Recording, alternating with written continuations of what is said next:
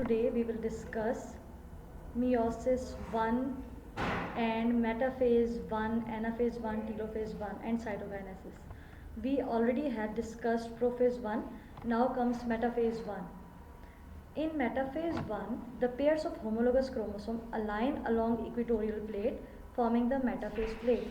Metaphase 1 के अंदर क्या होता है, जो होमोलोगस क्रोमोसोम्स के पेयर्स होते हैं ना, वो इक्वेटोरियल प्लेट के ऊपर, जिसको हम मेटाफेज प्लेट कहते हैं, उसके ऊपर अलाइन हो जाते हैं। जबकि माइटोसिस के मेटाफेज में पेयर ऑफ क्रोमोसोम की अलाइनमेंट नहीं हुई थी, बल्कि एक एक क्रोमोसोम अलग अलग अलाइन हुआ था इस प्लेट के अलावा। जबकि यहाँ मेटाफेज 1 के अंदर, मियोसिस 1 के मेटाफेज 1 में होमोलोगस क्रोमोसोम का पेयर अलाइन हो गया इक्वेटोरियल प्लेट के ऊपर। Then comes anaphase 1। एनाफेज 1 के अंदर जो स्पिंडल फाइबर्स होते हैं ना, वो शॉर्ट हो जाते हैं, और उसकी वजह से जो क्रोमोसोम्स होते हैं ना, उनका एक पेयर में से एक एक क्रोमोसोम जो है ऑपोजिट पोल्स की तरफ मूव करना शुरू हो जाते हैं। ये देखें, ये एक क्रोमोसोम इधर मूव कर रहा है, दूसरा क्रोमोसोम इस साइड पे मूव कर रहा है, और इसी तरह नीचे भी एक क्रोमोसोम इधर और दूसरा क्रोमोसोम ऑपोजिट पोल की तरफ मूव कर रहा है। Since one chromosome is pulled toward one pole, two haploid sets are form. अब एक क्रोमोसोम एक साइड के ऊपर जाता है ना, तो इसकी वजह से दो हैप्लॉइड सेट्स की फॉर्मेशन हो जाती है, और हर क्रोमोसोम के अंदर अभी भी सिस्टर क्रोमेटिड्स पेयर के अंदर ही प्रेजेंट होते हैं। जबकि माइटोसिस के एनाफेज में ऐसा नहीं था, वहाँ पे क्रोमेटिड्स जो हैं वो ऑपोजिट पोल्स की तरफ मूव की थी। यहाँ पे एनाफेज 1 में क्रोमोसोम्स जो हैं ऑपोजिट पोल्स की तरफ मूव कर रहे हैं। Then comes telophase 1।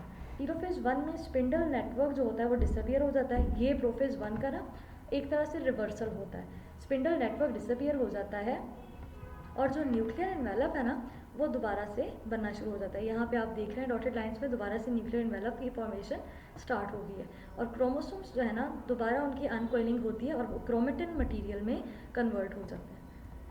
Then comes cytokinesis. Cytokinesis is the pinching of cell membrane in animal cells or the formation of cell wall in plant cells.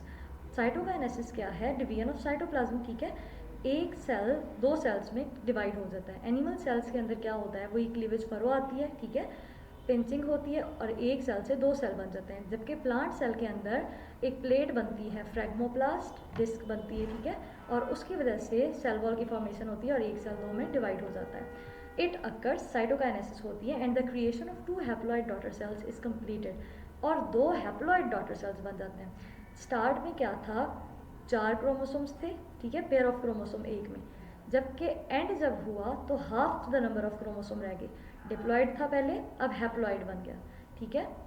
तो ये था मियोसिस 1। यहाँ पे आप देखें, आपको समझ में आ रही होगी, ये सारा प्रोफेज हो रहा है, ठीक है। प्रोफेज के बाद ये मेटाफेज हो रहा है। दोबारा से एक बार देखें कि ये प्रोफेज के अंदर न्यूक्लियर एनवेलप जो है ख़त्म हो गया है, सेंट्रियोल्स जो है ऑपोजिट पोल्स की तरफ आ गए हैं, ठीक है, क्रॉसिंग ओवर हुई है, और फिर मेटाफेज के अंदर अलाइनमेंट हो गई है इक्वेटोरियल प्लेट के अलॉन्ग। यहाँ पे देखिए ये अलाइनमेंट हो गई है क्रोमोसोम पेयर्स की।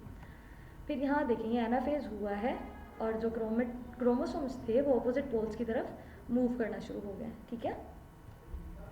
फिर साइटोकाइनेसिस हुई है टीलोफेज के बाद, और एक सेल दो सेल्स में डिवाइड हो गया, और haploid number of chromosome daughter cells में प्रेजेंट है, ठीक है। दैट्स ऑल स्टूडेंट्स, अल्लाह हाफिज़। आपको इस लेक्चर के साथ अटैचमेंट मिल जाएगी। आपने करना क्या है, you will have to complete work in your notebooks, and also you have to learn the work. Okay students, thank you, अल्लाह हाफिज़।